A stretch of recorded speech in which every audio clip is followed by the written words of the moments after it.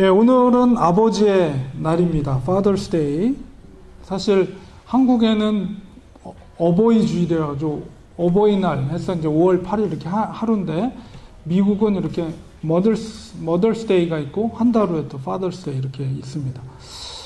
우리 이 땅에 있는 모든 아버지들, 우리 예배당에는 아버지가 우리 세 분 있네요. 저를 포함해서. 이 땅에 네 분인가요? 박정환 씨, 여기 이 자리에는 이 자리에는 네 분인데, 우리 온라인 통해서 예배 드리는 분들, 혹은 우리 박정환 집사님은 오늘 가게에 아무래도 바쁘셔서 이제 못 나오셨는데요. 어쨌든 우리 아버지들이 우리 교회도 계십니다. 가장으로서 우리가 삶을 살아가면서 이성환 장로님도 계시죠. 그 삶의 무게를 이렇게 오롯이 견디면서 가정의 울타리로서의 역할을 감당한다는 것이 쉬운 일이 아닌데, 그렇게 지금까지 지켜오신 아버지들께 대신해서 감사의 마음을 전해드립니다. 우리 아들이잖아요. 아버지면 또 아들인데, 보통 아들은 또 어머니를 극진하게 생각합니다. 근데 사실 그런 어느 때는 종종 또 아버지가 많이 생각나잖아요. 아버지에 대한 그림을 가질 때가 있습니다.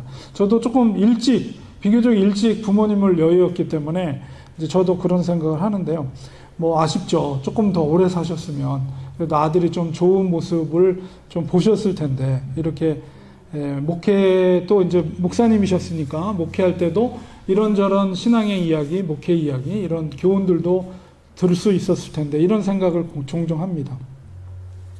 우리는 누군가의 아들이며 딸이기도 하면서 또 동시에 누군가의 아버지고 누군가의 어머니입니다.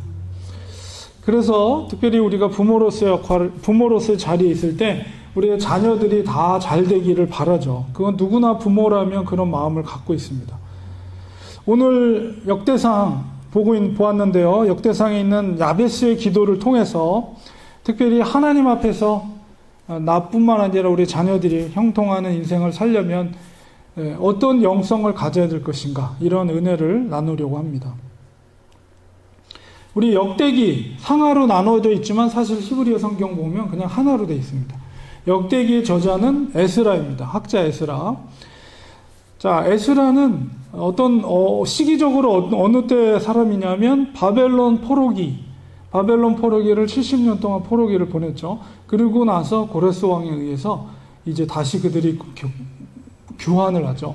예루살렘으로 다시 돌아오는데, 그 돌아올 때 인도했던 학자이면서 또한 그 포로기 이후에 출생했던 새로운 세대들을 이끄는 지도자의 역할을 했어요. 그러니까 70년이면 사실은 전 세대들은 다 바벨론에서 다 죽음을 맞이하고, 그 바벨론에서 태어난 다음 세대들이 이제 다시 교환을 하겠죠. 그렇기 때문에 우리가 구약 성경을 읽어보면, 말라기가 마지막 책이지만 기록된 시기로 봤을 때 가장 늦게 기록된 책이 역대기입니다. 왜냐하면 말라기나 이런 거는 이미 그 포로기나 아니면 포로기 전에 예언된 선지서들이지만, 역대기는 역대기를 마치고 돌아와서 기록된 책이기 때문에 구약 성경에서 가장 늦게 기록된 책이 역대상하라고 여러분이 상식적으로 이해하시면 되겠어요. 자, 그렇다면 여러분, 비슷한 책이 사무엘상하랑 열왕기상하가 있죠. 열왕기서와 사무엘서. 열왕기와 사무엘서는 시기적으로 이거는 포로기 때, 그러니까 바벨론 포로기 때 기록된 책이에요. 그러니까 이것도 시기적으로 역대기보다는 좀 앞선 책이죠. 자, 그런데 두 책과 역대기는 서로 약간 이제 기록된 목적이 약간 달라요. 그러니까 우리가 사무엘상하, 그 다음에 열왕기상하를 읽지만, 열왕기와 사무엘의 책의 목적은 뭐냐면, 왜 포로기에 기록된 거기 때문에, 왜 우리가 포로가 되었나, 왜 우리가 나라를 잃었나, 이거를 역사를 통해서 다시 한번 그들이 깨닫기를 원한 거죠. 그래서 사무엘상하나 열왕기상하에는 남북쪽 왕의 이야기가 다 기록되어 있고, 그들의 하나님 앞에서 범죄한 사실이 낱낱이 기록되어 있어요.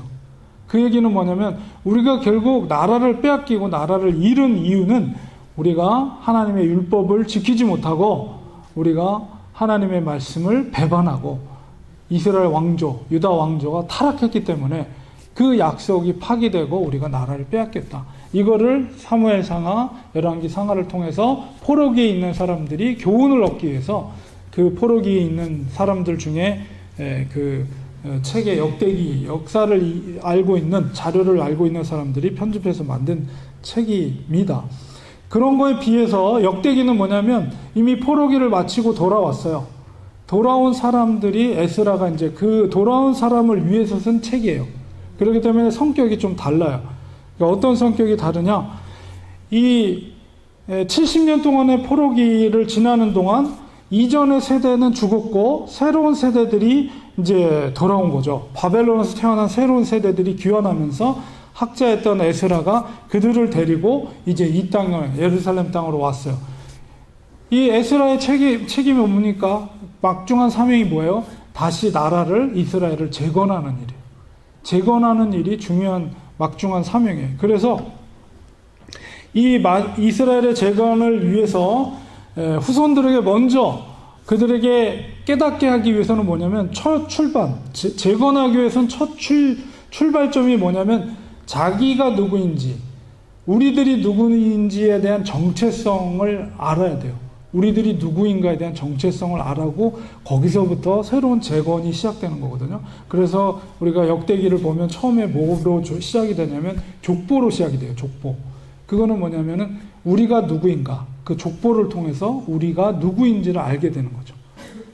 그리고 나서 이제 우리가 세워야 될 새로운 이스라엘은 과거에 그 잘못된 왕들의 그런 하나님을 말씀을 배반하던 그런 악한 행실이 아니라 오로지 성전 중심, 하나님 중심, 하나님 말씀 중심, 그리고 그런 것은 율법과 제사를 통해서 회복이 되는 거죠. 그래서 우리가 역대기를 읽어보면 북쪽의 악한 왕들의 기록들은 싹 제거해버리고 남쪽 유다의 왕들도 잘못된 행적들은 좀 생략을 해버리고 오히려 성전 중심, 그러니까는 솔로몬의 성전이 재건되는 일이 굉장히 자세하게 기록됐겠죠. 그리고 율법, 제사 이런 것들이 강조돼서 역사가 기록돼 있어요. 그것은 바로 이스라엘 땅을 다시 재건하고자 하는 다음 세대들에게 그런 역사적인 교훈을 에스라가 주기 위한 목적이어서 기록됐다는 거예요. 자, 그래서 그런 기본적인 이해를 통해서 우리가 그런 배경 속에서 바로 이 족보 가운데 야베스의 기도라는 것이 기록되어 있어요. 에스라는 바로 이 야베스라는 사람이 성경에 찾아보면 저도 서치해봤지만 어디에도 나타나지 않아요. 여기에만 딱 등장을 해요. 야베스라는 사람이. 근데 왜 특별히 이 에스라가 야베스라는 사람을 여기에 등장시켰을까?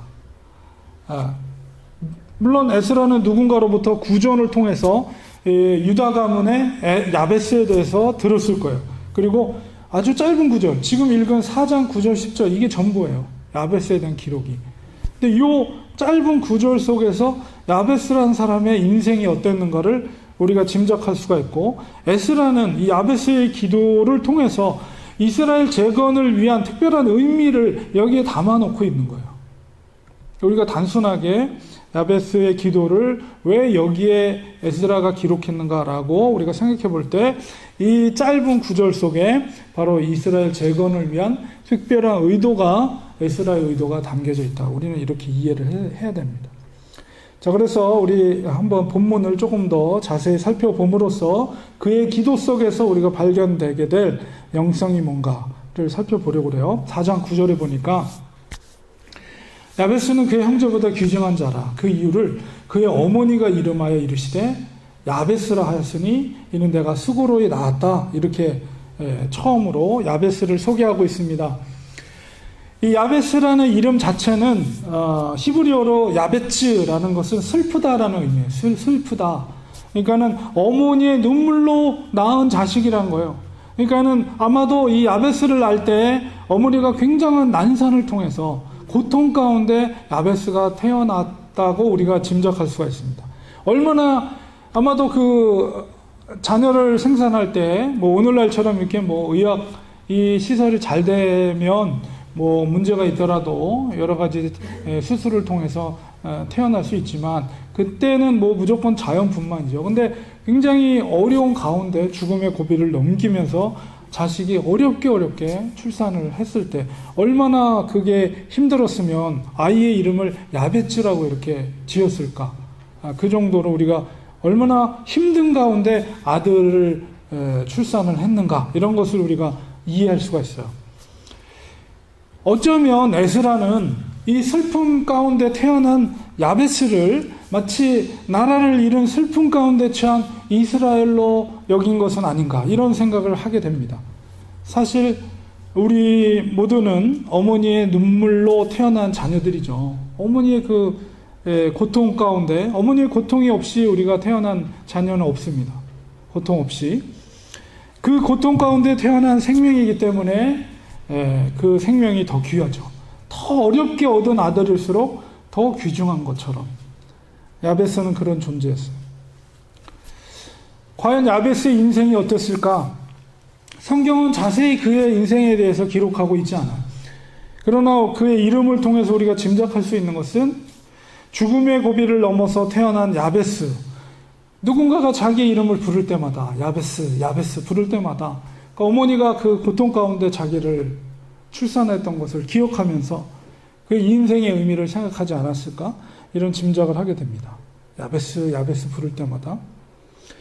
야베스 인생 가운데서 특별히 수많은 어려움들이 있었겠죠. 그 슬픔이라는 의미를 가진 야베스는 그 힘겨운 순간마다 그것을 견디며 이길 수 있었던 것은 그에게 특별한 영성이 있었습니다. 짧은 구절이지만, 10절이란 짧은 구절이지만 그 짧은 야베스의 기도를 통해서 그에게 담겨져 있는 영성의 세 가지를 살펴보려고 합니다.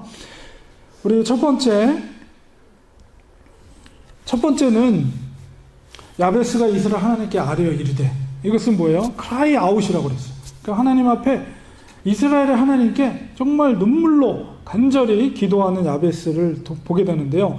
야베스를 통해서 배울 수 있는 첫 번째 영성의 원리는 기도의 영성입니다. 기도의 영성. 저도 이제 인생을 살아오다 보니까 여기 뭐 어르신들도 계시지만 어느덧 50대 중반까지 제가 이렇게 되었는데요. 뭐 앞으로 살 날이 더 많이 더 살아갈 여러분보다는 모르겠습니다. 그건 뭐 하나님 아시지만 살아오면서 느끼는 것은 나이가 먹어갈수록 삶의 무게가 가벼워지지 않는다는 거예요.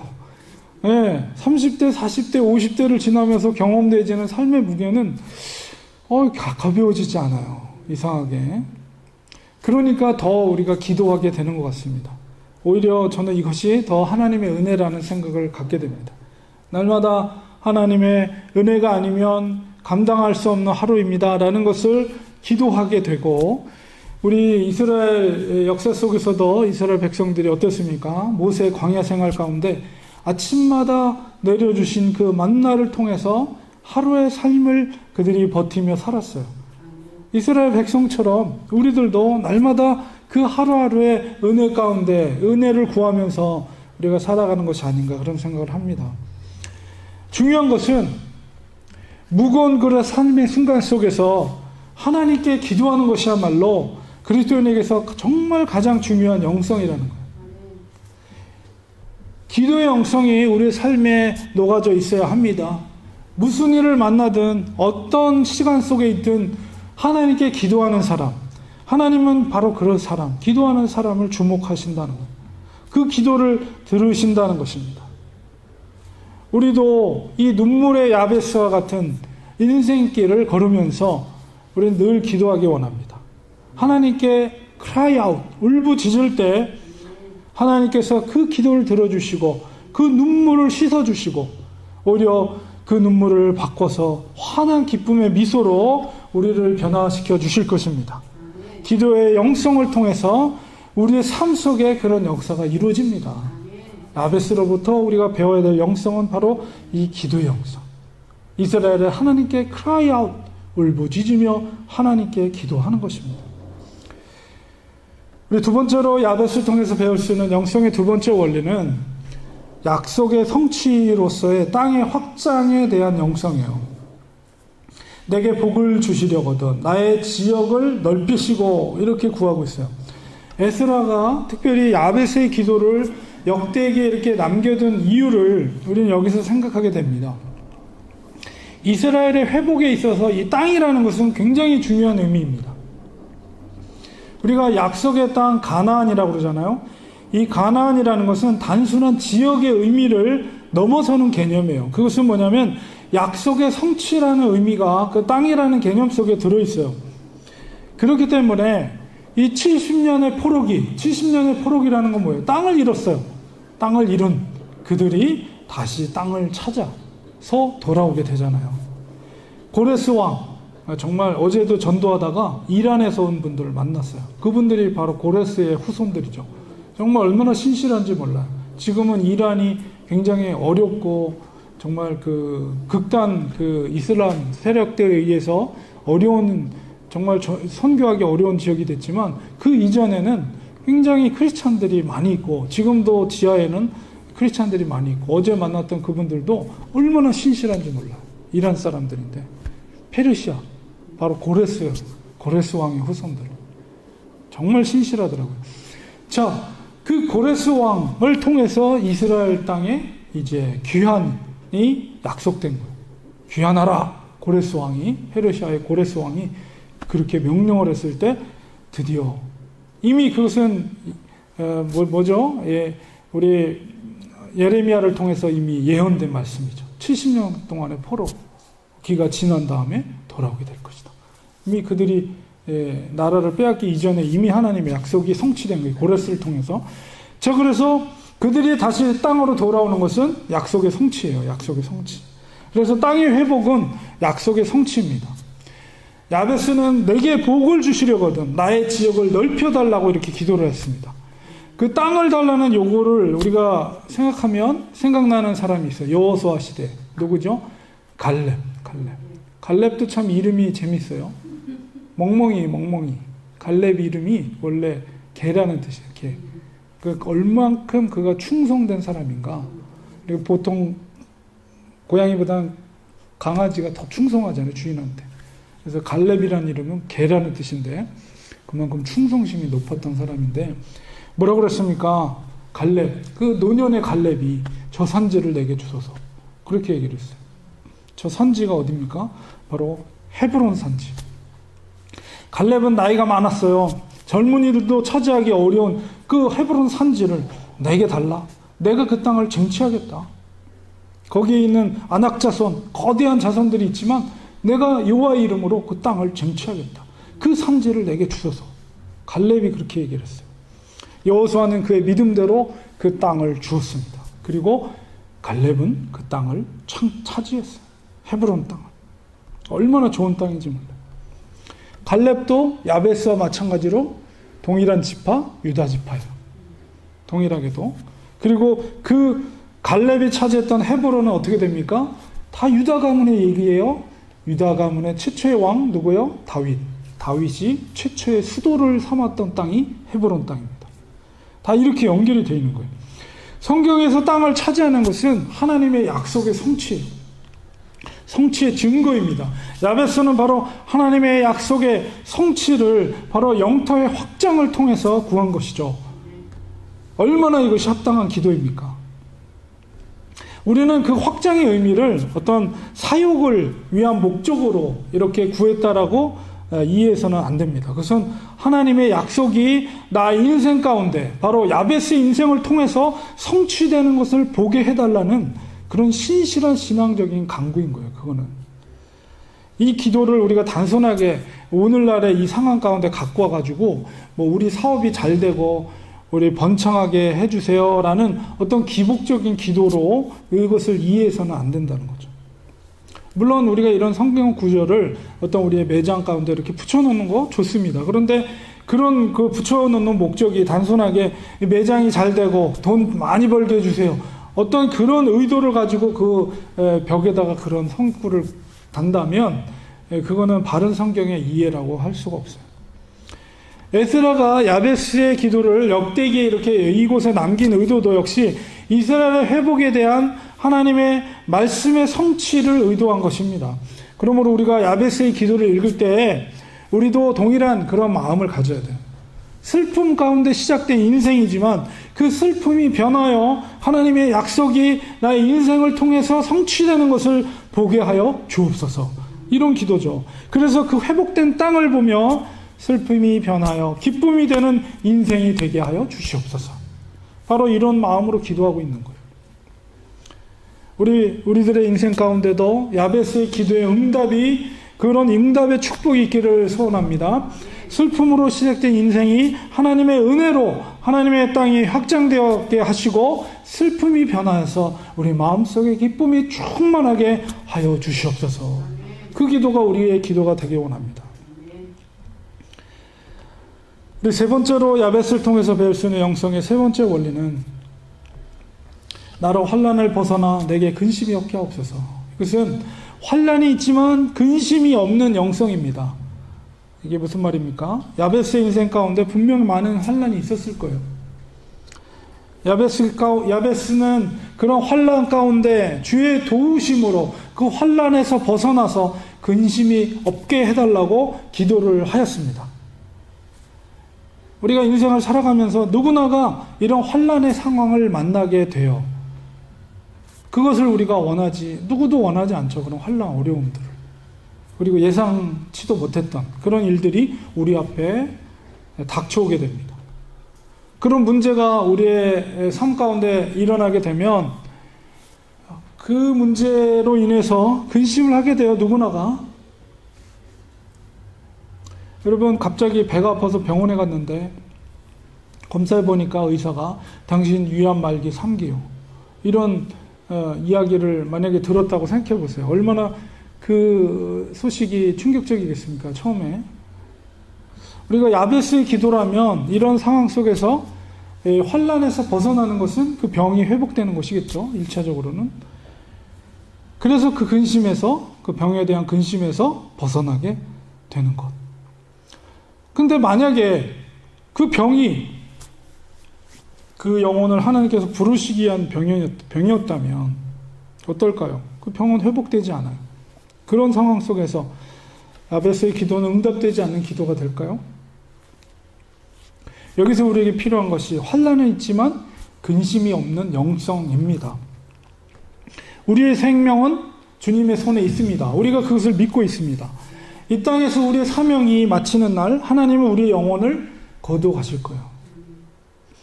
그 과정은 때로는 질병을 통해서 거두어 가실지도 있고요. 때로는 정말 하나님의 은혜로 정말 잠자듯이 다음날 하나님께서 그 영혼을 거둬갈 수도 있습니다. 그리스도인들에게 있어서 죽음이라는 것은 영생을 위한 과정일 뿐입니다.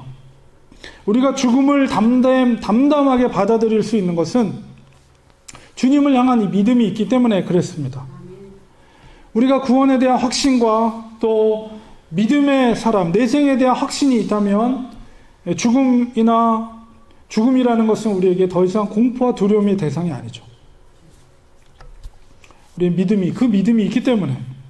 여러분, 다니엘이 어떻습니까? 다니엘은 바벨론 포르기에 살았던 하나님의 사람이죠. 자기가 죽을 줄 알면서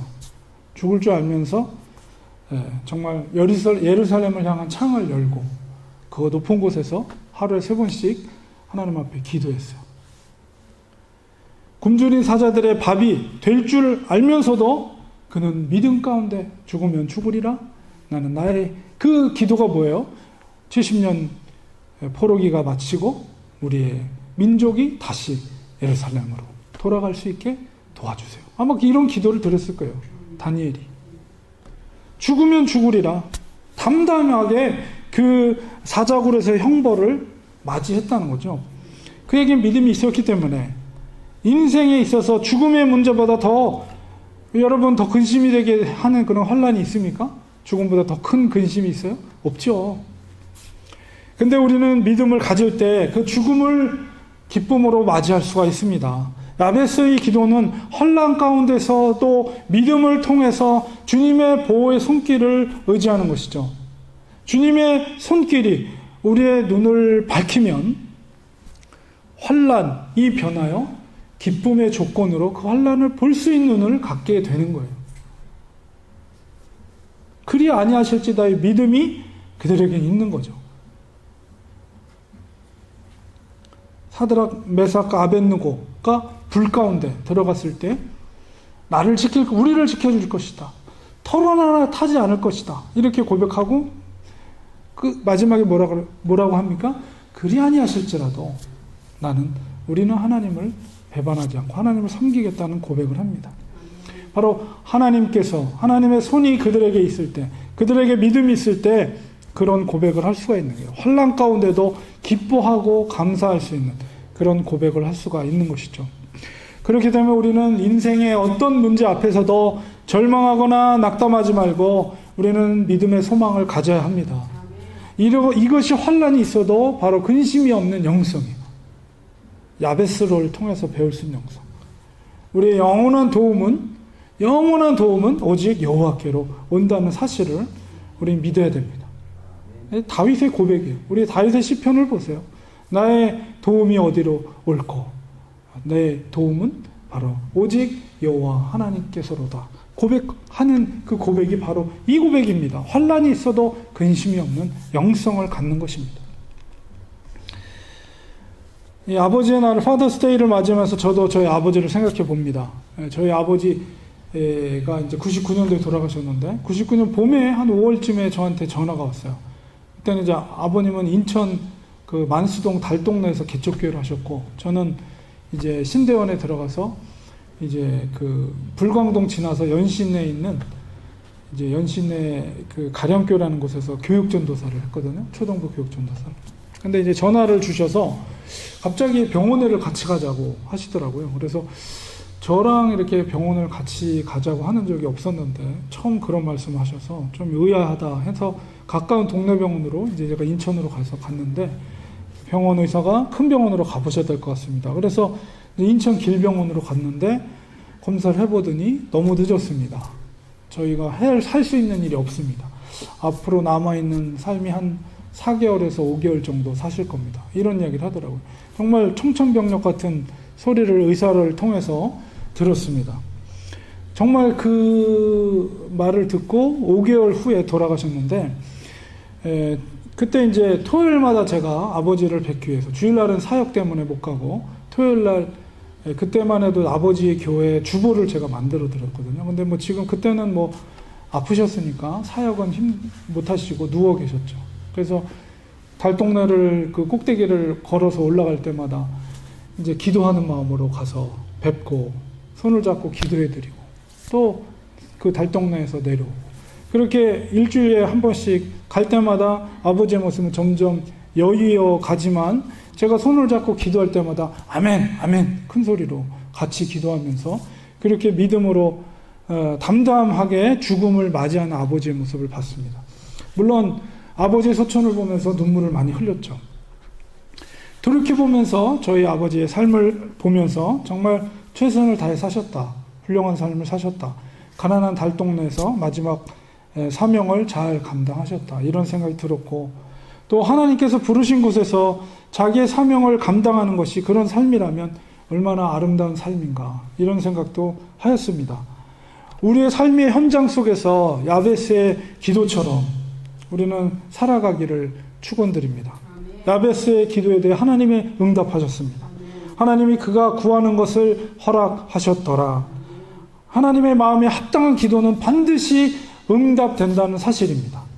우리의 기도가 하나님의 약속의 성취가 될 수 있도록 우리는 기도하고 그리고 또 하나님의 응답을 통해서 슬픔, 야베스라는 슬픔의 이름이 하나님의 은혜로 기쁨이 되는 그 은혜가 바로 우리 사랑하는 성도님들의 삶 가운데도 인생 가운데 이루어지기를 간절히 축원드립니다. 기도하겠습니다. 하나님 감사합니다. 오늘도 야베스의 기도를 통해서 이스라엘을 회복하시는 하나님의 놀라운 그 은혜를 우리 바라보게 됩니다. 우리에게도 야베스와 같은 영성을 허락해 주시옵소서. 기도의 영성을 허락해 주시고 약속의 성취로서 하나님의 땅이 회복되는 그런 은혜가 우리 인생 가운데도 이루어지게 하시며 또한 환난 가운데 있을지라도 우리의 근심이 사라지는 믿음의 믿음을 우리에게 허락해 주셔서 우리의 삶 가운데 슬픔이 바뀌어 기쁨이 되고 평안이 되고 감사가 되는 우리 삶이 되도록 축복하여 주시옵소서. 예수님의 이름으로 기도드리옵나이다. 아멘.